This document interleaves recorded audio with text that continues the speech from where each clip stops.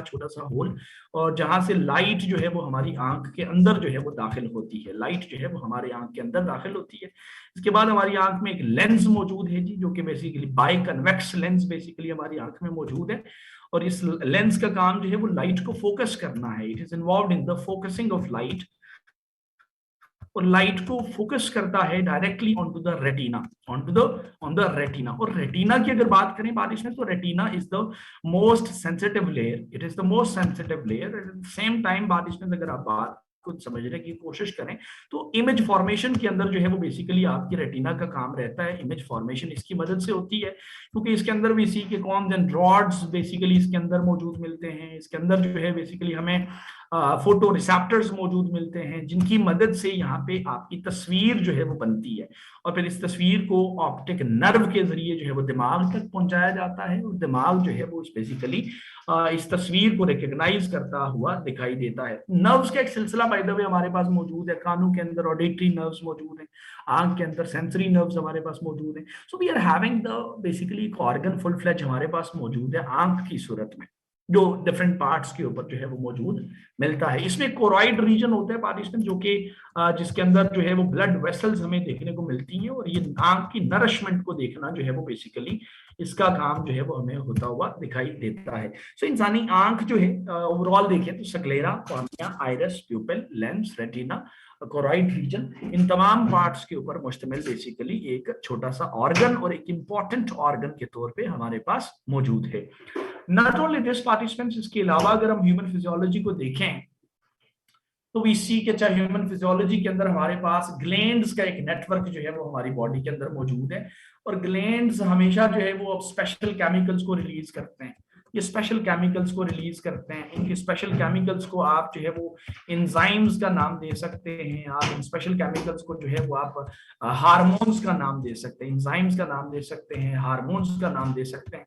और मुख्तलिफ हमारे पास ग्लैंड्स मौजूद हैं जी। फॉर एग्जांपल हमारे पास सबसे पहले जो मास्टर ग्लैंड हमारी बॉडी का है, that is the pituitary gland, जो कि हाइपोथैलेमस के अंदर मौजूद होता है, सर के अंदर मौजूद होता है हाइपोथैलेमस में। ये मास्टर ग्लैंड है, और ये मुख्तलिफ मेन हार्मोन्स को सीक्रेट करता है। फॉर एग्जांपल ये जो है वो बेसिकली एक ग्रोथ हार्मोन है हमारे पास, जिसका नाम जो है वो बेसिकली आप लिख सकते हैं कि it is responsible to secrete the somatotrophin hormone. Somatotrophin hormone इसको रिलीज करता है, और सोमेटोट्रोफिन हार्मोन जो है ये बॉडी की ग्रोथ को देखता है, एसटीएच आप इसको शॉर्ट फॉर्म में कह सकते हैं, एसटीएच इसको रिलीज करता है। इसके अलावा टीएसएच को भी ये रिलीज करता है, जो कि थायराइड ग्लैंड को स्टिमुलेट करता है। टीएसएच जो है थायराइड स्टिमुलेटिंग हार्मोन जो है हमारे पास मौजूद है, और ये थायराइड स्टिमुलेटिंग हार्मोन जो है ये बेसिकली हमारी जो थायराइड ग्लैंड जो कि नेक के अंदर मौजूद है, गर्दन में मौजूद है, बेसिकली उसको जाके एक्टिवेट कर रहा होता है। इसके अलावा एसीटीएच मौजूद है जी, एड्रीनोकॉर्टिकोट्रोफिक हार्मोन मौजूद है, जो किडनी के ऊपर बेसिकली हमारे पास हार्मोन्स ग्लैंड्स मौजूद हैं, एड्रीनल ग्लैंड्स मौजूद हैं, उनको जाके ये स्टिमुलेट करता है, एक्टिवेट करता है। यानी इसको मास्टर ग्लैंड कहने की रीजन ये है कि ये दूसरे ग्लैंड्स को जाके एक्टिवेट भी कर रहा होता है, मुख्तलिफ हार्मोन्स की मदद से एक्टिवेट कर रहा होता है। तो दूसरे हार्मोन्स की जो ग्लैंड्स की जो एक्टिवेशन है, दूसरे ग्लैंड्स की जो फंक्शनिंग है, वो बेसिकली पिट्यूटरी ग्लैंड के ऊपर डिपेंड कर रही होती है। थायराइड ग्लैंड को अगर हम अलग से देखें तो थायरॉक्सिन को रिलीज करना थायराइड ग्लैंड का काम है। थायराइड ग्लैंड खुद जो है वो बेसिकली हमारी नेक के अंदर मौजूद है, और ये नेक के अंदर मौजूद तो है, at the same time thyroxine को रिलीज करता है। Thyroxine plays multiple roles in our body, हमारे ब्लड के अंदर जो है ग्लूकोज लेवल को मेंटेन करना, हमारे ब्रेन सेल्स की जो है वो डिफरेंशिएशन को देखना कि कौन से सेल ने क्या काम करना है, ये सारी चीजें थायरॉक्सिन करता है। कैल्सिटोनिन भी ये रिलीज करता है। बेसिकली कैल्सिटोनिन का काम जो है वो बेसिकली हमारे ब्लड के अंदर जो है वो बेसिकली कैल्शियम आयंस को की कॉन्सेंट्रेशन को लोअर डाउन करना है, कि जब हमारे खून के अंदर कैल्शियम ज्यादा हो जाता है, सो इन दैट केस कैल्सिटोनिन हमारी बॉडी रिलीज करती है, तो उसकी मदद से कैल्शियम आयंस को लोअर डाउन किया जाता है। तो ग्लैंड्स के एक नेटवर्क मौजूद है हमारी बॉडी में। तीसरा जो मेन ग्लैंड मैंने मैंने कहा हमारे पास है दैट इज एड्रिनल। और एड्रिनल ग्लैंड को अगर हम अलग से देखें तो भाई एड्रिनल ग्लैंड जो है बेसिकली ये एड्रिनालिन को रिलीज करता है, एड्रिनालिन को रिलीज करता है, ये नॉन एड्रिनालिन को रिलीज करता है। और ये जो एड्रिनालिन और नॉन एड्रिनालिन है बेसिकली ये दोनों जो है वो हमारी बॉडी के अंदर ड्यूरिंग द स्ट्रेस कंडीशंस जो है वो सीक्रेट होती हैं। स्ट्रेस कंडीशंस के अंदर, स्ट्रेस सिचुएशंस के अंदर हमारी बॉडी के अंदर रिलीज होती हैं। इसमें एक चीज मेन के ये जो एड्रिनालिन है ये बेसिकली हमारी ब्लड वेसल्स को चौड़ा करती है, डायलेट करती है, लेकिन सारी की सारी ब्लड वेसल्स को नहीं, सिर्फ उन्हीं ब्लड वेसल्स को ये डायलेट करती है जो कि स्केलेटल मसल्स की तरफ जो है वो जा रही होती है। और ये जो नॉन एड्रिनालिन है ये कॉन्स्ट्रिक्शन का काम करती है, यानी कि आपके ब्लड वेसल्स को बेसिकली सुकड़ाती है, लेकिन सारी की सारी ब्लड वेसल्स नहीं, सिर्फ और सिर्फ वो वाली ब्लड वेसल जो कि डाइजेस्टिव सिस्टम की तरफ जा रही होती हैं उनको उनकी कॉन्स्ट्रिक्शन करना, उनको सुकड़ाना जो है ये बेसिकली नॉन एड्रिनालिन का काम जो है वो हमें दिखाई देता है। सो हमारे पास ग्लैंड्स का एक नेटवर्क मौजूद है, ग्लैंड्स का एक सेट पूरा का पूरा मौजूद है जिसकी मदद से हमारी बॉडी की नॉर्मल ग्रोथ भी मुमकिन रहती है। इसके अलावा मुख्तलिफ हार्मोन से पार्टिसिपेंट जो कि हमारे रिप्रोडक्टिव सिस्टम को भी देखते हैं, गोनेडोट्रोपिक हार्मोन से बेसिकली आपका पिट्यूटरी ग्लैंड रिलीज करता है मेल एंड फीमेल में।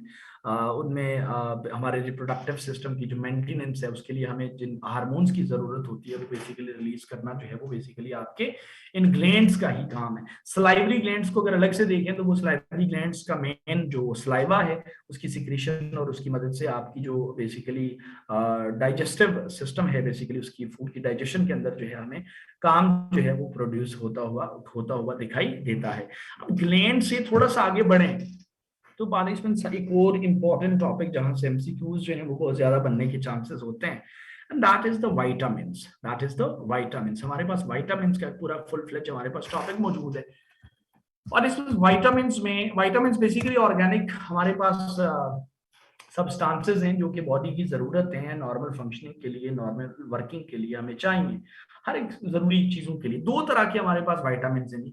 एक तरफ हमारे पास फैट सॉल्युबल विटामिन्स हैं, फैट सॉल्युबल विटामिन्स हैं यानी इनकी सॉल्युबिलिटी के लिए फैट्स की जरूरत है। बल्कि फैट सॉल्युबल विटामिन्स को अगर आप देखें तो इसमें विटामिन ए जो है बेसिकली वो फैट सॉल्युबल विटामिन है, विटामिन डी जो है basically fat soluble vitamin, vitamin E जो है फैट सॉल्युबल है, विटामिन के जो है बेसिकली फैट सॉल्युबल है। और इसमें जो दूसरी जो क्लास हमारे पास इसके सामने है that is the water soluble vitamins. और वाटर सॉल्युबल जो विटामिन्स है बेसिकली ऑब्वियसली ये पानी के अंदर ही डिसॉल्व हो सकते हैं। सो वाटर सॉल्युबल विटामिन्स हमें देखने को मिलते हैं। और वाटर सॉल्युबल विटामिन्स को देखें तो भाई इसमें हमारे पास विटामिन बी कम्प्लेक्स जो है वो देखने को मिलता है, इसमें जो है हमें विटामिन सी जो है वो हमें देखने को मिलता है। और ये ओवरऑल ये आपके वाटर सॉल्युबल है। देखिए विटामिन ए जो है फेमस, अगर एमसीक्यूज की मैं बात करूं तो विटामिन ए की डेफिशिएंसी की वजह से पार्टिसिपेंट्स विटामिन ए की डेफिशिएंसी की वजह से हमें जो है वो बेसिकली नाइट ब्लाइंडनेस जो है वो बेसिकली उसका सामना करना पड़ता है, नाइट ब्लाइंडनेस का सामना करना पड़ता है हमें नाइट ब्लाइंडनेस विटामिन ए की डेफिशिएंसी की वजह से। विटामिन डी की डेफिशिएंसी की अगर बात करें तो विटामिन डी जो है ये बेसिकली आपकी इसकी डेफिशिएंसी की वजह से आपकी जो हड्डियां हैं बेसिकली वो कमजोर होती हैं, जिसको आप रिकेट्स का प्रॉब्लम आप कह सकते हैं। रिकेट्स का मसला जो है ये बेसिकली विटामिन डी की डेफिशिएंसी की वजह से प्रोड्यूस होता हुआ हमें दिखाई देता है। विटामिन डी की डेफिशिएंसी की वजह से रिकेट्स का प्रॉब्लम प्रोड्यूस होता हुआ दिखाई देता है। So what is meant by water and fat soluble? इजा बच्चे वाटर एंड फैट सॉल्युबल से मुराद ये है कि वाटर सॉल्युबल विटामिन्स वो हैं जो पानी के अंदर डिसॉल्व हो सकते हैं, हल हो सकते हैं, ठीक है, जिनके हल करने के लिए हमें पानी चाहिए, ठीक है। और फैट सॉल्युबल वो है कि भाई ये सिर्फ फैट्स के अंदर ही डिसॉल्व हो सकते हैं, ये पानी के अंदर या किसी और चीज के अंदर डिसॉल्व नहीं हो सकते। ऐसा बच्चे क्लियर हुआ? रिकेट्स का problem, do we need a fat in our body for जी exactly बच्चे इज फैट की जो डेफिशिएंसी होती है तो इन दैट केस जो फैट सॉल्युबल विटामिन्स हैं उनकी भी डेफिशिएंसी होनी है, ठीक है, ऑलराइट। इसी तरीके से विटामिन डी से आगे बढ़े पार्टिसिपेंट्स तो विटामिन डी के बाद जो है हमारे पास जो विटामिन है दैट्स द विटामिन के। विटामिन के बल्कि के पे नहीं बल्कि पहले ई पे आते हैं। विटामिन ई जो है पार्टिसिपेंट्स ये हमारी स्किन को बेसिकली स्किन की हेल्थ को प्रमोट करता है। और इसकी जब डेफिशिएंसी होनी है तो ऑब्वियसली हमारी स्किन जो है वो बेसिकली आपकी हेल्दी नहीं रहती। एजिंग जो है बेसिकली वो आपकी यानी जल्दी आप बूढ़ा हो जाते हैं। इसकी डेफिशिएंसी की वजह से हमारे हेयर्स जो हैं उनकी हेल्थ, हमारी स्किन की जो हेल्थ है वो मुतासर होती हुई हमें दिखाई देती है। विटामिन के की अगर अलग से बात करें तो विटामिन के जो है ये बेसिकली ब्लड क्लॉटिंग को असिस्ट करता है। तो इसकी डेफिशिएंसी की वजह से ब्लड क्लॉटिंग का सिलसिला जो है वो मुतासर हो सकता है, मुतासर होने के चांसेस रहते हैं। तो भाई इन विटामिन की हमारी बॉडी के अंदर जरूरत है, इनकी हमारी बॉडी के अंदर जरूरत है। ना सिर्फ ये participants, coming to the vitamin जो फैट सॉल्युबल के अलावा वाटर सॉल्युबल है, विटामिन सी जो है अगर हम इसको देखें तो विटामिन सी की डेफिशिएंसी की वजह से we face with a problem named as scurvy. Scurvy का मसला, ये फेमस डिजीज जो है स्कर्वी इज अ डिजीज की जहां पे आपकी गम्स जो है बेसिकली उसके अंदर से ब्लीडिंग आ जाती है, काफी खतरनाक हद तक ब्रूजेस आपके बन जाते हैं। स्कर्वी का मसला ये इसकी डेफिशिएंसी की वजह से, विटामिन सी की डेफिशिएंसी की वजह से होता हुआ हमें दिखाई देता है। विटामिन सी के अलावा बी कम्प्लेक्स काफी तगड़ा विटामिन है। इसमें जो है वो basically coming to the first one, आप B1 भी इसको कह सकते हैं, बल्कि आप साइंटिफिक नाम लिखें। इसका दूसरा नाम, ये नाम पूछता है अक्सर औकात एमसीक्यूज में, थियामिन कहते हैं आप इसको। और थियामिन की कमी की वजह से आपको जो है वो बेरी बेरी का मसला जो है वो बेसिकली हो सकता है। अगेन स्किन के रिलेटेड ये डिसऑर्डर है, ये विटामिन B1 की डेफिशिएंसी की वजह से। B2 की तरफ अगर आए तो B2 जो है इसको आप राइबोफ्लाविन के नाम से याद कर सकते हैं। और राइबोफ्लाविन की डेफिशिएंसी की वजह से हमें ची लॉसेस का प्रॉब्लम जो है वो हमें देखने को मिलता है। विटामिन B2 की डेफिशिएंसी की वजह से हमें ची लॉसेस का प्रॉब्लम रहता है। और ये ची लॉसेस अगेन ये इसमें हमारे जो बेसिकली लिप्स हैं, लिप्स के कॉर्नर्स के ऊपर स्केल्स डेवलप हो जाते हैं, डिसऑर्डर है बेसिकली। फिशर्स कॉर्नर्स के ऊपर, माउथ के ऊपर जो है वो इसकी डेफिशिएंसी की वजह से प्रोड्यूस होता है। अक्सर होगा जैसे सर्दियों में हमारे ड्राई हो जाते हैं बेसिकली हॉन्ट साइड्स पे, हमें जो है वो स्केल्स प्रोड्यूस होते नजर आते हैं। तो सर्दियों के हट से हटके अगर ये प्रॉब्लम होता है तो ये विटामिन B2 की डेफिशिएंसी की वजह से। अब B3 पे अगर आ जाएं, जिसको आप बेसिकली नियासिन के नाम से भी याद करते हैं, नियासिन भी नेसेसरी है।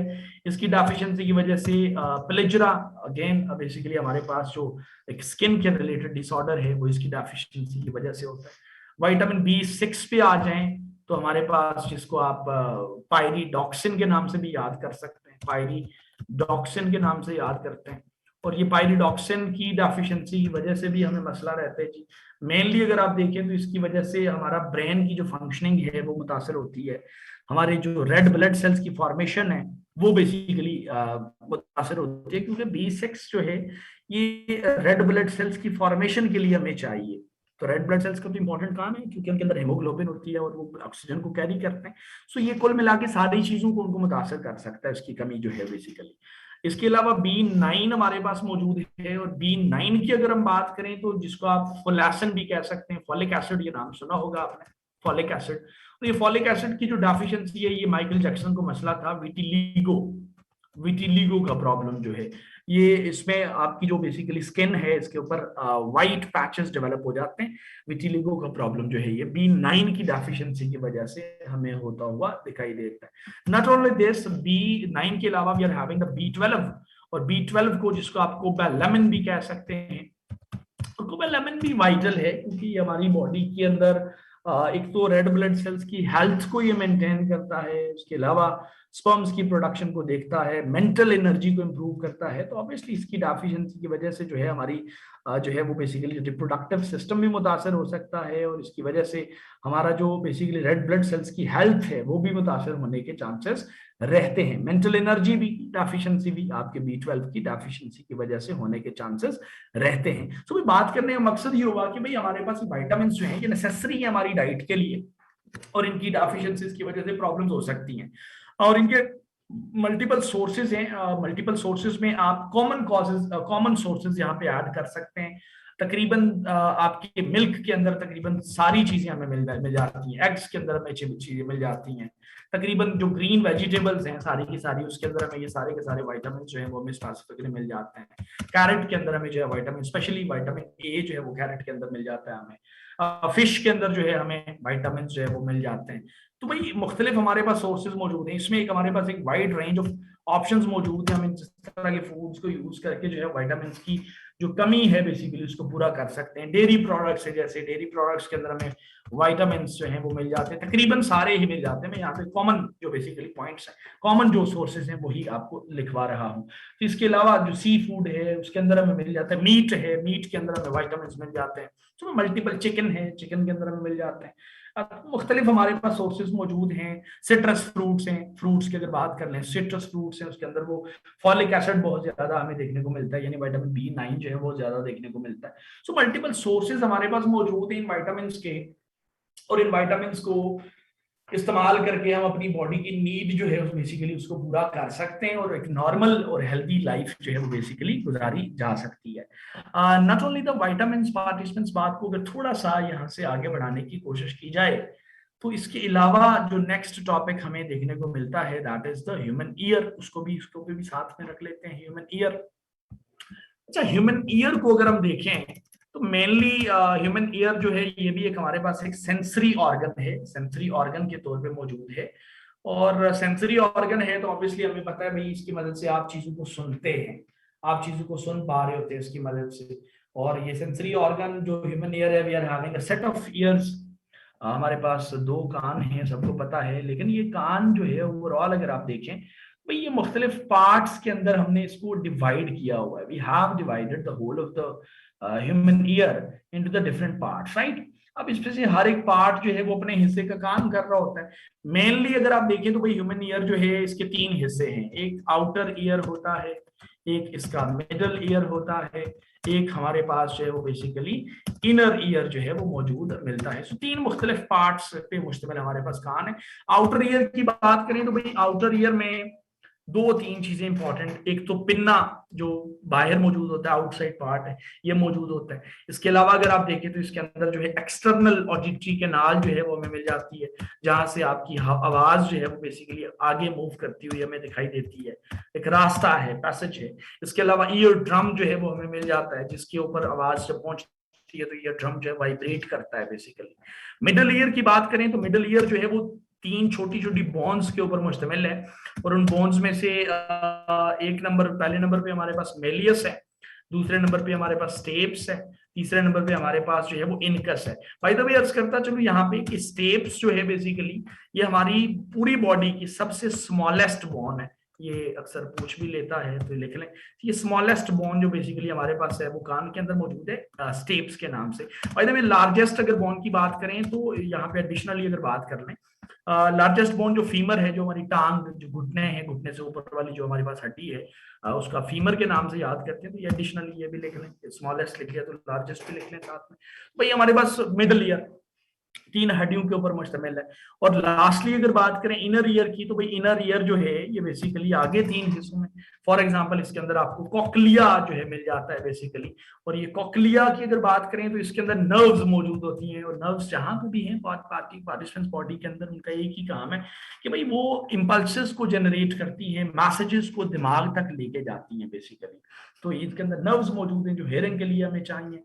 इसके अंदर इनर ईयर के अंदर हमें वेस्टिब्यूल जो है वो बेसिकली मिल जाता है, वेस्टिब्यूल मिल जाता है, जिसके अंदर हमें रिसेप्टर्स मौजूद मिलते हैं। These receptors are for the maintenance of balance, balance को मेंटेन करने का काम जो है वो वेस्टिब्यूल्स के अंदर मौजूद रिसेप्टर्स करते हैं। नॉट ओनली दीज, बल्कि इसके अलावा सेमी सर्कुलर मेम्ब्रेन जो है वो हमें मिलती है हमारे इंसानी कान के अंदर, और ये सेमी सर्कुलर मेम्ब्रेन बल्कि कैनाल कहें तो ज्यादा मुनासिब है, कैनाल हमें मिल जाती है, और ये भी बेसिकली आपके रिसेप्टर्स को इसके अंदर मौजूद मिलते हैं, और these receptors for the maintenance of balance basically. So balance वगैरह को मेंटेन करना जो है वो बेसिकली इसका काम है। एक अक्सर सवाल है कि भाई हाउ डू वी हियर, हम देखते सुनते कैसे हैं? तो एक बड़ा आसान सी चीज है कि देखें साउंड जो है वो हमारे आउटसाइड जो पोर्शन है कान का, that's the auditory year, outer ear, तो वहां से दाखिल होके आपके कान तक पहुंचती है, आगे चल के सीधा ये वाइब्रेशंस की सूरत में एक्सटर्नल ऑडिटरी को यूज करते हुए सीधा आपके ईयर ड्रम के ऊपर जाके स्ट्राइक करती है, ठीक है। जब आवाज ईयर ड्रम के ऊपर स्ट्राइक करती है तो ईयर ड्रम में वाइब्रेट होता है। अब ईयर ड्रम वाइब्रेट होगा या होता है तो भाई उसकी वाइब्रेशंस जो हैं, ईयर ड्रम की जो वाइब्रेशंस हैं बेसिकली, उनको आगे जो है वो आगे बेसिकली वो तीन टाइनी बोन्स हमारे पास मिडिल ईयर में मौजूद हैं वो रिसीव करती हैं, यानी जो स्टेप्स है, यानी जो इनकस है, यानी जो मेलियस वगैरह मौजूद है, कलेक्टिवली आप उनको ओसिकल्स भी कहते हैं बाय द वे। वो सीधा उन साउंड वेव्स को आपकी हड्डियों की तरफ, वो छोटी छोटी बॉन्स जो मिडल ईयर के अंदर मौजूद है, आवाज वहां पे पहुंचती है। वहां से ये साउंड वेव्स जो है वो आपके इनर ईयर तक पहुंचती है, और इनर ईयर में एग्जैक्टली जाके आपकी वो जो साउंड वेव्स हैं वो कन्वर्ट होती हैं into the electrical impulses.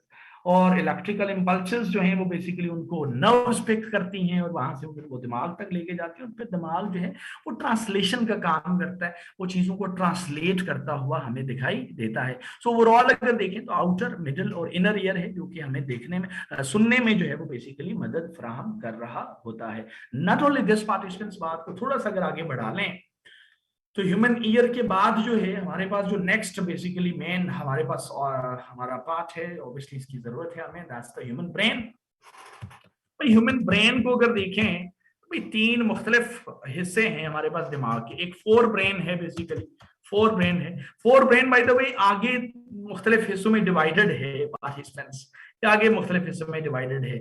For example we सी के फोर ब्रेन को अगर आप देखें तो इसका एक हिस्सा थैलेमस है बेसिकली, इसका दूसरा हिस्सा जो है वो बेसिकली लिम्बिक सिस्टम है जनाब, लिम्बिक सिस्टम है। इसका तीसरा हिस्सा जो है वो बेसिकली हमारे पास सेरिब्रम के नाम से मौजूद है। लिम्बिक सिस्टम आगे तीन हिस्सों में डिवाइडेड है बाय द वे, बल्कि पहले आप थैलेमस के ऊपर लिख लें कि थैलेमस जो है ये सेंसरी इंफॉर्मेशन को कलेक्ट करता है, और सेंसरी इंफॉर्मेशन को कलेक्ट करके आगे ट्रांसफर भी करता है, आगे ट्रांसफर भी करता है, ठीक है, टुवर्ड्स द लिम्बिक सिस्टम। और लिम्बिक सिस्टम आगे तीन हिस्सों में डिवाइडेड है, among those three different parts. Number one is the hippocampus, number two is the amygdala, and number three is the basically हमारे पास इसका तीसरा हिस्सा।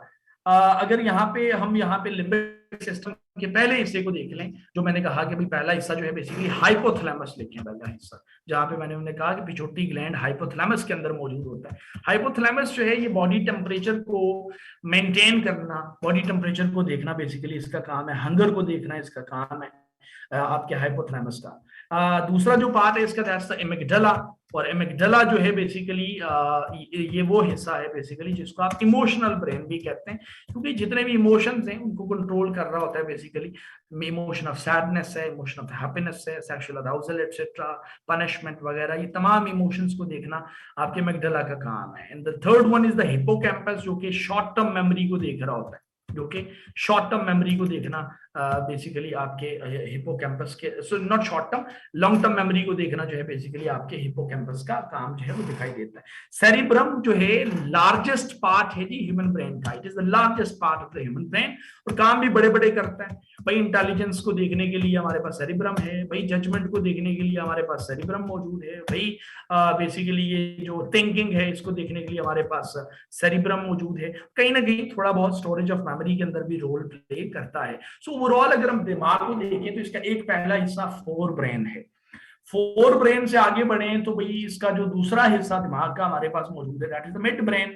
और मिड ब्रेन जो है, बल्कि इसका एक ही चीज लिख लें यहाँ पे कि मिड ब्रेन जो है ये कनेक्ट करता है दोनों दिमागों को। एक काम इसके लिख लें कि ह्यूमन आई की जो रिफ्लेक्स मूवमेंट है, इट कंट्रोल्स द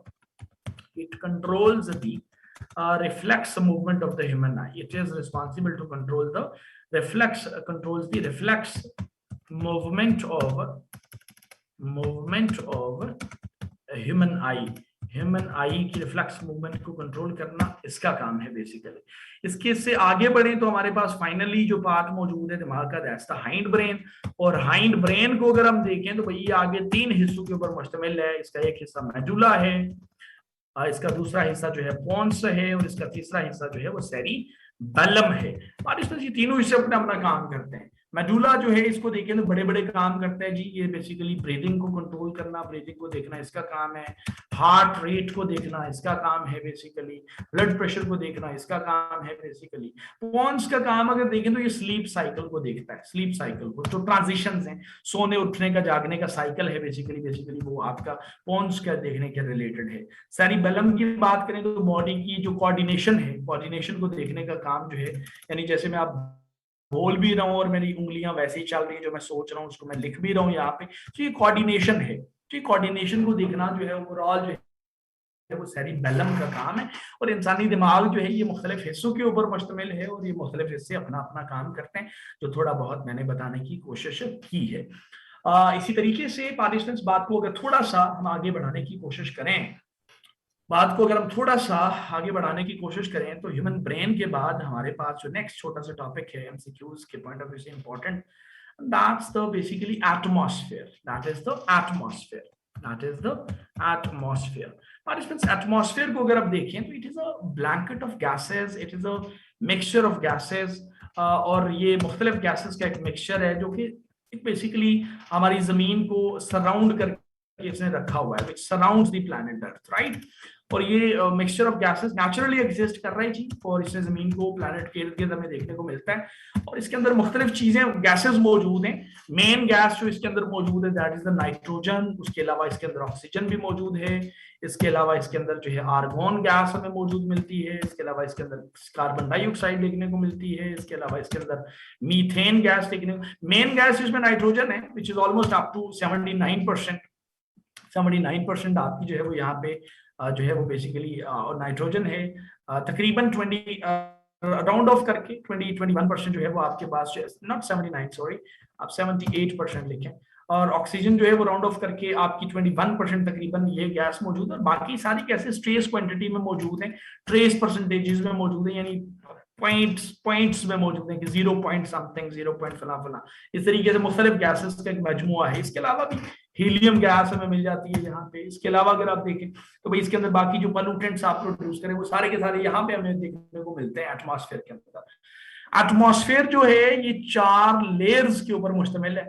नंबर 1 पे अगर आप देखें, बल्कि मैं यहाँ पे आप स्क्रीनिंग के लिए आए हैं तो मैं यहाँ पे टॉपिक्स को स्क्रीनिंग में ऐसे कराता हूँ जल्दी, और डिटेल में तो नहीं करवा सकते आपको। जमीन है बेसिकली हमारे पास, और ये जमीन जो है basically has been surrounded by a mixture of gases, right? मुख्तलिफ गैसेस जो हैं उनका मिक्सचर यहाँ पे हमें मौजूद मिलता है जी, लाइक दिस। लेयर्स की सूरत में एटमॉस्फेयर पूरे का पूरा मौजूद है, लाइक दिस, यहाँ पे लाइक दिस, लेयर्स की सूरत में मौजूद है, लाइक दिस। और ये तमाम लेयर्स का मुख्तलिफ नाम देते हैं और हर किसी के अपने अपने फंक्शंस हैं। फॉर एग्जांपल नंबर 1 पे जो हमारे पास है दैट्स द ट्रोपोस्फेयर। ये ट्रोपोस्फेयर मौजूद है हमारे पास। ये जो वेदर पैटर्न्स हैं ना जी सारे के सारे वो यहाँ पे मौजूद होते हैं, ट्रोपोस्फेयर के अंदर मौजूद होते हैं। ये आपकी तकरीबन 14 से 20 किलोमीटर आपकी इसकी एवरेज हाइट बनती है। और ये जो आपकी गैसेस की थिकनेस है, गैसेस ज्यादा यहाँ पे मौजूद होती है बेसिकली। दूसरी लेयर इसकी स्ट्रेटोस्फेयर है जिसके अंदर ओजोन लेयर भी मौजूद मिलती है, और ओजोन लेयर हमें प्रोटेक्ट करती है जी फ्रॉम द बेसिकली आपका जो बेसिकली आपकी जो सोलर रेडिएशन हैं, जो बेसिकली आपके अल्ट्रावायलेट रेडिएशन हैं, उनसे हमें प्रोटेक्ट कर रही है ओजोन लेयर। ओजोन लेयर इसके अंदर मौजूद है, स्ट्रेटोस्फेयर के अंदर मौजूद होती है, जो प्रोटेक्शन का काम कर रही है। ये आपकी 50 किलोमीटर तक इसका एवरेज एल्टीट्यूड रहता है आपके स्ट्रेटोस्फेयर का। इसके बाद मीसोस्फेयर है जी, और मीसोस्फेयर आपकी ऊपर तकरीबन 85 से 95 किलोमीटर तक जाती है, और जो मीटियोर्स वगैरह हैं बेसिकली उनसे हमें प्रोटेक्ट कर रही होती है, और यहाँ पे टेम्परेचर कम होता है बेसिकली। ऊपर चले जाएं तो थर्मोस्फेयर है लास्ट हमारे पास। और थर्मोस्फेयर की अगर हम बात करें भाई, थर्मोस्फेयर आपकी ऑलमोस्ट अप टू 500 किलोमीटर आपके ऊपर आप बढ़ते चले जाएं तो वहां से आगे अब लास्ट पार्ट है एक्सोस्फेयर, जो उसके फौरन बाद आपका जो है वो बेसिकली आपका स्पेस जो है वो शुरू हो जाता है बेसिकली। सो ओवरऑल अगर लेयर्स की बात करें तो 4 मेन लेयर्स हैं। Exosphere is just a last part, उसके बाद जो है आगे चल के आपका जो है वो स्पेस जो है वो शुरू हो जाता है basically. So exosphere is not a separate layer, it is just last part of the atmosphere जो कि हमें देखने को मिलता है जी राइट आफ्टर द थर्मोस्फेयर। एक बात ये ध्यान में रख लें यहाँ पे कि जो ट्रोपोस्फेयर है ये बेसिकली एक कोल्ड लेयर है। यहाँ पे आप जो जो ऊपर जाते हैं तो टेम्परेचर कम होता है, राइट? यहाँ पे जो जो आप ऊपर जाते हैं तो टेम्परेचर कम होता है। स्ट्रेटोस्फेयर में जब आप दाखिल होते हैं तो टेम्परेचर इंक्रीज होना शुरू हो जाता है। आप मीसोस्फेयर में दाखिल होते हैं तो टेम्परेचर फिर से डिक्रीज होना शुरू हो जाता है। आप थर्मोस्फेयर में जाते हैं तो टेम्परेचर फिर से इंक्रीज होना शुरू हो जाता है, यानी वन आफ्टर अनदर। ये सबसे पहले वाली जो लेयर है ये ठंडी है, उसके बाद वाली वार्म है, फिर उसके बाद कोल्ड लेयर है, फिर उसके बाद वार्म लेयर है। और ये ओवरऑल आपका जो बेसिकली जमीन के ऊपर लाइफ की मेंटेनेंस है उसके लिए आपके पास जो इम्पोर्टेंट एटमॉस्फेयर है बेसिकली इंपॉर्टेंट रोल प्ले करता है ये बेसिकली।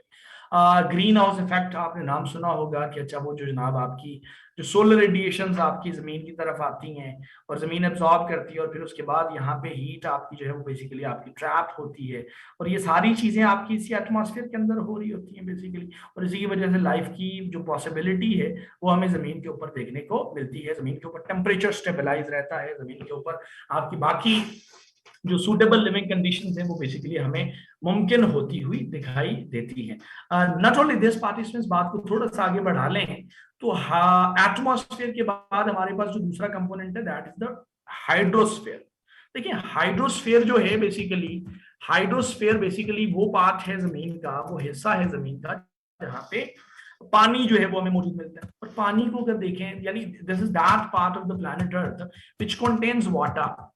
इसकी डिस्ट्रीब्यूशन को देखें तो सबसे ज्यादा पानी जो है वो ओशंस के अंदर मौजूद है, ऑलमोस्ट अप टू 97.5% आपके ओशंस के अंदर पानी मौजूद है। और ये पानी सॉल्ट वाटर है, ये इस्तेमाल के काबिल नहीं है, यानी इस्तेमाल के काबिल जो है वो बेसिकली आपका सिर्फ 2.5% है जो फ्रेश वाटर है बेसिकली। और फ्रेश वाटर की अगर हम बात करें तो भाई वो टोटल 2.5% दुनिया के अंदर मौजूद है।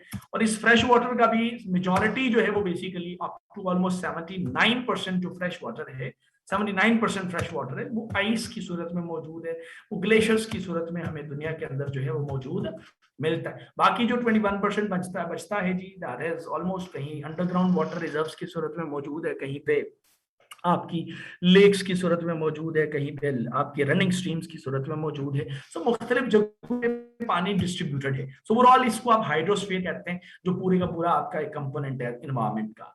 इसमें एक इंपॉर्टेंट चीज आपका एक वाटर साइकिल होता है पार्टिसिपेंट, जो बहुत सादा सी बात है कि देखिए वाटर साइकिल जो है, यानी पानी कैसे आपका, देखिए वाटर साइकिल पहली चीज है कि water cycle is all about, it is all about circulation of water. It is all about the circulation of water between the atmosphere, between the atmosphere, between the hydrosphere and lithosphere. By the way lithosphere आप किसको कह रहे हैं? Lithosphere आप land को कह रहे हैं बेसिकली, लैंड को कह रहे हैं, जमीन को कह रहे हैं बेसिकली। देखिए बड़ी सादा सी बात है, हमें पता है कि भाई ये जो बेसिकली पानी अगर किसी जगह पे मौजूद है, पानी किसी जगह पे मौजूद है, लेट्स सपोज कोई ओशन वगैरह है हमारे पास लाइक दिस, ठीक है। So under the action of solar radiations ये पानी जो है it heats up, solar radiations के नतीजे में पानी हीट अप होता है, और हीट अप होने के बाद इट इवेपोरेट्स और ये वेपर्स के अंदर कन्वर्ट होता है, गैस की सूरत में कन्वर्ट होता है। और ये सारे के सारे वेपर्स जो है आपके ट्रोपोस्फेयर में जाते हैं, और यहाँ भी जाके दोबारा से इसकी कूलिंग होती है, कूलिंग होने के बाद दोबारा ये प्रेसिपिटेशन की सूरत में, बारिश की सूरत में जमीन की तरफ आता है। सो बेसिकली हाइड्रोस्फेयर है, उसके बाद एटमॉस्फेयर है, उसके बाद बेसिकली आपका लिथोस्फेयर है, जिसके दरमियान में पूरे का पूरा पानी जो है वो सर्कुलेट होता हुआ हमें दिखाई देता है। और इस पूरी सर्कुलेशन का नाम जो है वो बेसिकली वाटर साइकिल है। इसमें 3 स्टेप्स हैं। एक एवापोरेशन है जिसमें आपके वाटर वेपर्स आपके जो है वो बेसिकली बन रहे हैं हीट होने की वजह से, टेम्परेचर बढ़ने की वजह से। नंबर 2 कंडेंसेशन है, जहां पे आप बेसिकली इसको पानी का टेम्परेचर कम होता है, पानी स्टेट दोबारा से ऊपर चेंज करता है, क्लाउड फॉर्मेशन होती है, बादल बनते हैं बेसिकली। और उसके बाद तीसरे नंबर पे प्रेसिपिटेशन है, जो दोबारा से जमीन के ऊपर रेनफॉल की सूरत में जो है पानी आता हुआ हमें दिखाई देता है। सो जमीन के ऊपर जो पानी मौजूद है भाई, that never leaves the planet earth.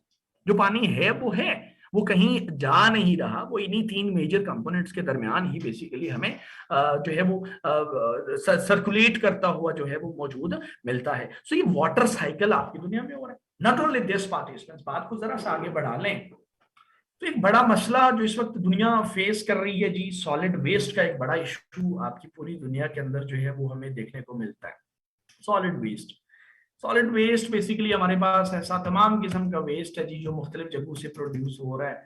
Industries भी हैं, फैक्ट्रीज हैं, म्युनिसिपल सोर्सेज हैं, माइनिंग की इंडस्ट्री है, एग्रीकल्चरल सोर्सेज हैं, बेशुमार जगहों से सॉलिड वेस्ट आपका प्रोड्यूस है। मुख्तलिफ चीजें इसके अंदर मौजूद हैं। कुछ मटेरियल्स आपके रिसाइकलेबल हैं, कुछ चीजें आपकी जो है वो रिसाइकलेबल नहीं है, कुछ चीजें बायोडिग्रेडेबल हैं, यानी वैरायटी ऑफ मटेरियल्स है ना भाई, बेशुमार चीजें। मेटल्स को देखें, फैब्रिक्स को देखें, आप जो है वो कैन्स को देखें, आप बॉटल्स को देखें, बेशुमार चीजें आप सॉलिड वेस्ट की सूरत में प्रोड्यूस कर रहे हैं। अब सॉलिड वेस्ट का इशू तो है, इसको मैनेज करना हमारी जिम्मेदारी होती है इसको मैनेज करने के लिए हमारे पास दो तीन प्रैक्टिसेस मौजूद हैं बारिश में डिस्पोज करने के लिए, बल्कि ये कहना ज्यादा मुनासिब होगा डिस्पोजल टेक्निक्स हमारे पास जो है वो इसको इसके लिए चंद एक हमारे पास मौजूद हैं। उन डिस्पोजल टेक्निक्स में से एक जो है वो बेसिकली नंबर 1 पे ओपन डंपिंग है, जिसमें आप कुछ नहीं करते, जाके ओपनली जो है वो चीज जगह के ऊपर सॉलिड वेस्ट को डंप कर देते हैं, सिंपल थिंग। नंबर 2 जो है वो कंपोस्टिंग है। कंपोस्टिंग इज ऑल अबाउट कि यहाँ पे आपकी डीकम्पोजिशन ऑफ वेस्ट होती है। Decomposition of waste takes place by the help of biological agents के बायोलॉजिकल एजेंट्स की मदद से आप यहाँ पे चीजों को डिकम्पोज करने की कोशिश करते हैं, राइट। नंबर 3 पे इंसेनरेशन है। इंसेनरेशन के अंदर अगर बात करें तो ये इंसेनरेटर्स एक इक्विपमेंट है बेसिकली, उसकी मदद से आप सारे के सारे वेस्ट को जो है वो कंबस्ट करते हैं, आप वेस्ट को जलाने की बात करते हैं। So it is all about the combustion of waste basically. तो इंसेनरेशन में आप वेस्ट को जलाते हैं एक कंट्रोल फैसिलिटी के अंदर रख के, एक इक्विपमेंट, एक इंसेनरेटर को इस्तेमाल करते हुए आप जो है वो चीजों को जलाने की कोशिश करते हैं। सो डिस्पोज ऑफ करने के लिए हमारे पास 3 बड़ी टेक्निक्स हैं। इसके अलावा भी है हमारे पास लैंडफिल्स हैं। लैंडफिल्स को अगर आप देखें पार्टिसिपेंट्स, तो लैंडफिल्स के लिए हमारे पास हम देख रहे हैं बरिंग ऑफ वेस्ट, कि आप सारे के सारे वेस्ट को जो है वो बेसिकली जमीन के अंदर जो है वो दफनाने की बात कर रहे होते हैं। बरिंग ऑफ वेस्ट, जमीन के नीचे आप जो है इसको दफना देते हैं बेसिकली। सो सॉलिड वेस्ट को डिस्पोज ऑफ करने के लिए we have the 3 main options, incineration है, कंपोस्टिंग है, और इसके अलावा जी मुदस्सिर मैंने लिखा landfills, burying of waste basically, ठीक है। लैंडफिल्स आपके सैनिटरी इंडस्ट्रियल की टाइप से हमारे पास, इट डिपेंड्स अपॉन कि आप जो है वो बेसिकली इन चीजों को, वेस्ट को कैसे हैंडल कर रहे होते हैं। सो पार्टिसिपेंट्स, यहाँ तक हमने बात को अल्हम्दुलिल्लाह पहुंचाया है। मैंने कोशिश की है कि मैं मैक्सिमम चीजें आपको कम वक्त में जो है वो डिलीवर कर सकूं। मुझे नहीं अंदाजा कि आपने चीजों को पिक किया है या नहीं किया, लेकिन मैं एक चीज गारंटी से कह सकता हूँ कि जनाब ये चीजें देख के आपको थोड़ा बहुत ये रियलाइज जरूर हुआ होगा कि भाई ये हमने डायरेक्शंस क्या रखनी होती हैं, किस तरीके से चीजों को चलाना होता है। जी पार्टिसिपेंट्स, क्या हाल है आपके? ठीक है जी।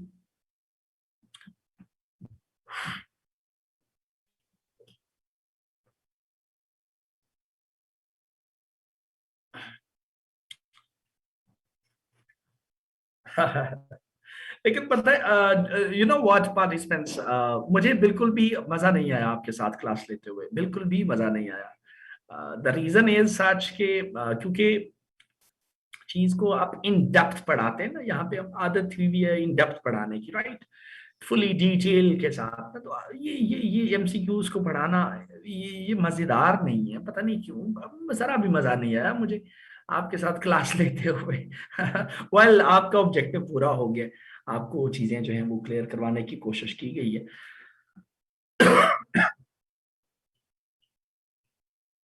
Being a teacher, I didn't enjoy this class basically। आज मैंने enjoy नहीं किया पढ़ाते हुए।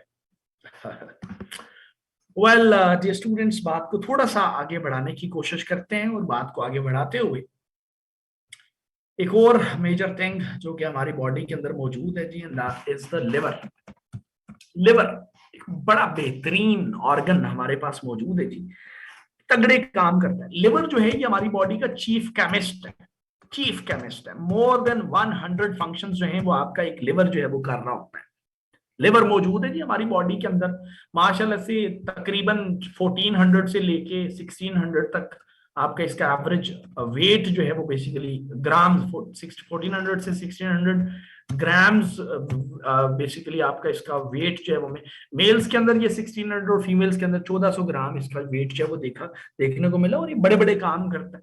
मेन कामों की अगर बात करें तो लिवर पार्टिसिपेंट्स, एक तो है कि बाइल को रिलीज करता है जी। बाइल जो है ये आगे चल के फैट्स की डिग्रेडेशन या ब्रेकडाउन कर रही होती है, और उसको फैटी एसिड्स के अंदर कन्वर्ट कर रही होती है। लिवर का फंक्शन है बेसिकली।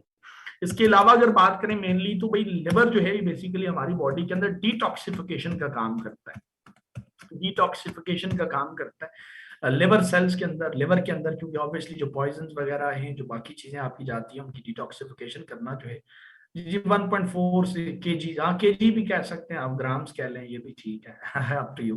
1.5 किलो भी कह सकते हैं आप इन एवरेज, 1.5 किलो का लिवर आपके अंदर मौजूद है। डिटॉक्सिफिकेशन करना और बाइल की मदद से जो है वो बेसिकली फैटी एसिड्स, फैट्स को डाइजेस्ट करना, the main functions of the basically liver. Right. तो लिवर की भी जरूरत है। लिवर जो है वो डाइजेस्टिव सिस्टम के अंदर के भी आके एक्टिवेट हो रहा था, मोबाइल की मदद से जो है वो चीजों को, फूड को जो है वो डाइजेस्ट करता हुआ हमें दिखाई देता है। और इसमें सब क्या है, बात को आगे बढ़ाने से पहले अब देखिए जी, अब आपने हर एक चीज को जो है वो गौर से सुनना है और गौर से समझना है जी, बल्कि गौर से सुनना है ज्यादा मुनासिब होगा। और इसमें से आपने वर्किंग करनी है। इसके बाद आपका एक टेस्ट भी होगा आज ही, कुछ एक हल्का सा टेस्ट आपको दिया जाएगा online.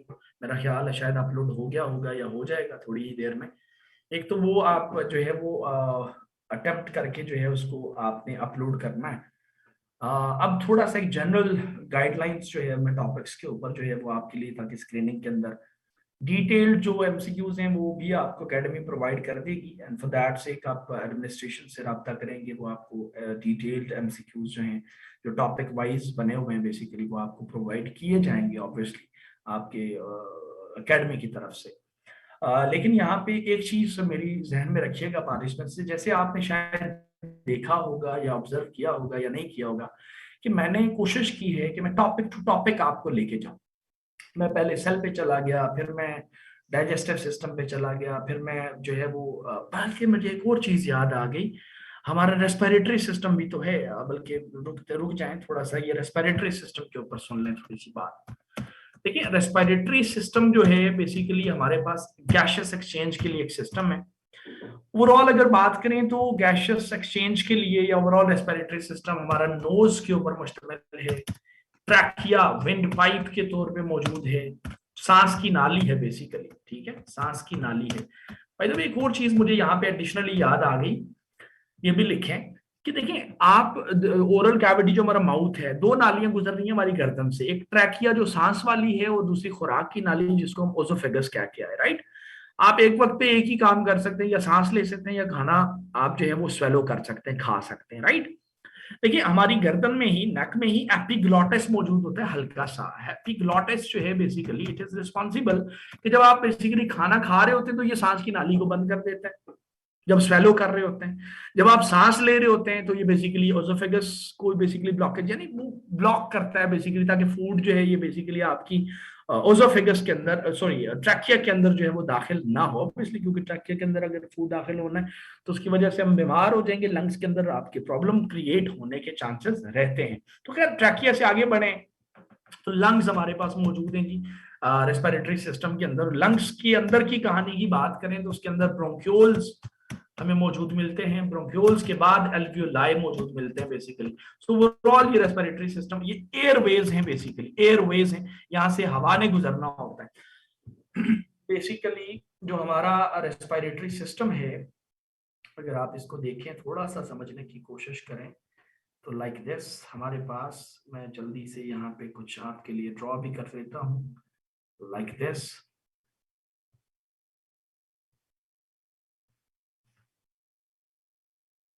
like this,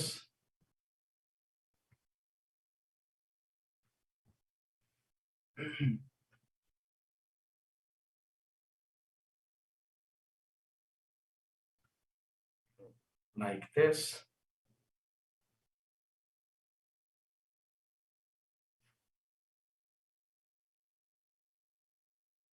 like this। इसी के हमारे लंग्स के अंदर जो है छोटी छोटी ब्रांचेस होती हैं, इस तरह की काफी सारी, एक नेटवर्क है पूरा, इनको आप ब्रोंक्यूल्स कहते हैं, जो नाम लिखा हुआ उधर। ये छोटी छोटी ब्रांचेस इसलिए क्योंकि ये सरफेस एरिया को इंक्रीज करती हैं, हवा जो आप सांस लेके अंदर लेके जाते हैं वो इन एयरवेज के अंदर दाखिल होती है बेसिकली। और right at the tips of these particular, ये जो ब्रोंक्यूल्स हैं इनकी टिप्स के ऊपर छोटी छोटी क्लस्टर की सूरत में यहाँ पे छोटी छोटी चीजें मौजूद हैं, जिनको आप एल्वियोलाई कह रहे होते हैं। ये एग्जैक्ट पॉइंट है जहां पे गैशियस एक्सचेंज होता है, एल्वियोलाई दैट पॉइंट है जहां पे गैशियस एक्सचेंज होता है, right. So overall respiratory system को अगर हम देखें तो भाई ये मुख्तलिफ हमारे पास स्ट्रक्चर्स के ऊपर मुश्तमिल है, लाइक दिस, एयरवेज हैं बेसिकली, एयरवेज हैं यहाँ पे, टिप्स पे आपकी एल्वियोलाइज मौजूद है यहाँ पे, लाइक दिस। ये हमारे पास ट्रैकिया है, this is the trachea, this is the nose, bronchus nasal cavity भी आप इसको कहते हैं, this is the bronchi, singular में ब्रोंकस कहते हैं आप, प्लूरल में ब्रोंकाई। मैंने नहीं लिखा हो वहां पे तो यहाँ पे मैं लिख देता हूँ, we are having the bronchi available here. Airways है बेसिकली हमारे पास, एयरवेज मौजूद है। अंदर की बात करें तो लंग्स के अंदर की बात करें तो भाई ब्रोंक्यूल्स मौजूद है और बेसिकली एल्वियोलाई मौजूद है। और जो आप एयर इनहेल करते हैं बेसिकली, तो आपकी जो हवा है बेसिकली एयर है, it has to when we breathe basically, right, breathing कर रहे हैं बेसिकली, ब्रीदिंग हवा का अंदर लेके जाना, that is inhalation, remember that, इसको आप इनहेलेशन कहते हैं। और ये हवा बेसिकली आप अंदर लेके जा रहे हैं, सीधा आपके लंग्स में, सीधा एल्वियोलाई तक पहुंचती है। सो जब हमने कार्बन डाइऑक्साइड को बाहर निकालना होता है तो वो एक्सहेलेशन है। और इसमें आप देखते हैं कि नीचे जो है वो यहाँ पे हमारे पास जो है वो डायाफ्राम मौजूद होता है बेसिकली। अगर आप देखें तो आपकी टमी जो है वो हल्की सी जो है वो ऊपर होती है basically, upward and downward movement हमें होती है, दिखाई देती है लाइक दिस। यहाँ पे डायाफ्राम मूव होता है, जो अप एंड डाउन जो है वो मूव होता है वो हमें दिखाई देता है। सो ओवरऑल बेसिकली आपका जो रेस्पिरेटरी सिस्टम है जी वो डिफरेंट कंपोनेंट्स के ऊपर मुश्तमिल, जिसमें ट्रैकिया, जिसमें नेजल कैविटी, जिसमें ब्रोंकाई, जिसमें लंग्स, जिसमें ब्रोंक्यूल्स और जिसमें एल्वियोलाई जो है वो मौजूद मिलते हैं। सो ओवरऑल हमारे पास जो है बेसिकली एक रेस्पिरेटरी सिस्टम इस तरीके से मौजूद है। नाउ पार्टिसिपेंट्स, अब मैं बात को आगे बढ़ाऊंगा, और बात को आगे बढ़ाते हुए कुछ जनरल चीजें आपको मैंने कहनी है कि जनाब देखें, टॉपिक टू टॉपिक आपने चलना है पार्टिसिपेंट्स। कोशिश कीजिएगा कि आप टॉपिक टू टॉपिक चलें। जैसे सेल है, सेल जितना मेरे से पॉसिबल हो सकता था, जिसने वक्त में जो चीजें पॉसिबल हो सकती थी मैंने कोशिश किया वो बताने की। There are many things as well, बेशुमार चीजें। मैंने शुरू में लेक्चर का आगाज ही यहां से किया कि जितना आप थ्योरेटिकल चीजों को अच्छा पढ़ेंगे आपकी स्क्रीनिंग मसला नहीं रहता। पता नहीं क्यों जो है वो अब स्क्रीनिंग का लोग पहले सोचना शुरू हो गए और कहते हैं कि बाद में हम आएंगे एकेडमी, या बाद में जो है वो बेसिकली थ्योरेटिकल चीजें पढ़ेंगे। जबकि मेरा जाती ख्याल है कि भाई ये अप्रोच गलत है। आप थ्योरेटिकल चीजों को स्ट्रॉन्ग करें, थ्योरेटिकल चीजों को अगर अच्छे से पढ़ें, स्क्रीनिंग ऑटोमेटिकली जो है वो आपके होने के चांसेस रहते हैं। लेकिन फिर भी इन सेशंस की मदद से आपको थोड़ा सा एक पता चला होगा कि भाई इसमें आपने चीजें कैसे चलानी है। मैं आपसे कहूंगा कि आपने सिलेबस देखना है पार्टिसिपेंट्स, और सिलेबस में एक एक टॉपिक को आपने अंडरलाइन करना है, एक एक टॉपिक को अंडरलाइन करना है, और अंडरलाइन करते हुए टॉपिक वाइज जो है वो आपने चीजों को चलाना है। बायो के अंदर या इन्वायरमेंटल साइंस के पोर्शन के अंदर या फूड साइंसेस के अंदर व्हाट के ऊपर फोकस करना है, वेयर के ऊपर फोकस करना है आपने, वेयर के ऊपर फोकस करना है, फंक्शंस के ऊपर फोकस करना है आपने, फंक्शंस क्या है बेसिकली, फंक्शंस के ऊपर फोकस करना है, स्ट्रक्चर्स के ऊपर आपने फोकस करना है, स्ट्रक्चर्स के ऊपर फोकस करना है, सो दैट कि आपकी चीजें जो है वो ज्यादा बेहतर तरीके से हो सके, राइट। स्ट्रक्चर्स के ऊपर फोकस करना है, कंपोजिशन के ऊपर आपने फोकस करना है, कंपोजिशन के ऊपर फोकस करना है, डिसऑर्डर्स के ऊपर आपने फोकस करना है, डिसऑर्डर्स के ऊपर आपने फोकस करना है। और इस तरीके से आपने एमसीक्यूज को जो है वो बेसिकली चलाना होता है, राइट। बायो में या बाकी चीजों के अंदर जितने भी टॉपिक्स वगैरह मौजूद हैं बेसिकली, जी अब नमाज ब्रेक नहीं सलमान, अब मैं आपको छुट्टी ही देने वाला हूँ, जस्ट होल्ड ऑन बच्चे, अब नमाज ब्रेक नहीं होगी, ब्रेक मैंने दे दी। मैंने असल में टाइम थोड़ा सा एक्स्ट्रा देना था आपको, मैं क्योंकि लेट हुआ था क्लास में, तो मैं वही कर रहा हूँ बेसिकली, ठीक है। अभी मैंने ईयर्स की बात आपके सामने कि जनाब आपने कैसे चीज़ों को चलाना है। ये बच्चा मुझे पूछ रहा है कि can you recommend books please. बच्चे इज़ा ऐसे है कि नोआ की जो किताब है जनरल साइंस एंड एबिलिटी की, जनरल साइंस एंड एबिलिटी की जो नोआ की थ्योरेटिकल चीजें जिसमें लिखी हुई हैं वो किताब आप साथ रख लें। वहां से आप चीजों को थ्योरेटिकल पढ़ेंगे, थ्योरेटिकली पढ़ेंगे तो ऑटोमेटिकली आपके एमसीक्यूज बच्चे साथ साथ तैयार हो जाएंगे। एक बात। दूसरा ये पूछ लीजिएगा एडमिनिस्ट्रेशन से कि एकेडमी ऑब्वियसली आपको सॉफ्ट में चीजें शायद प्रोवाइड कर दे, या ऑब्वियसली कोई कंपाइल वगैरह है, कंपाइलेशन वगैरह इस तरह की चीजें हो रही होंगी। Being a teacher we are working on it, और जैसे ही कुछ चीजें आप कंप्लीट हमारे पास हो जाएंगी तो इंशाल्लाह we will definitely share with you. ठीक है पार्टिसिपेंट्स, तो आज का जो सेशन था मेरे साथ वो कैसा था मुझे नहीं पता। Any question, any query, you are free to ask. जी पार्टिसिपेंट्स।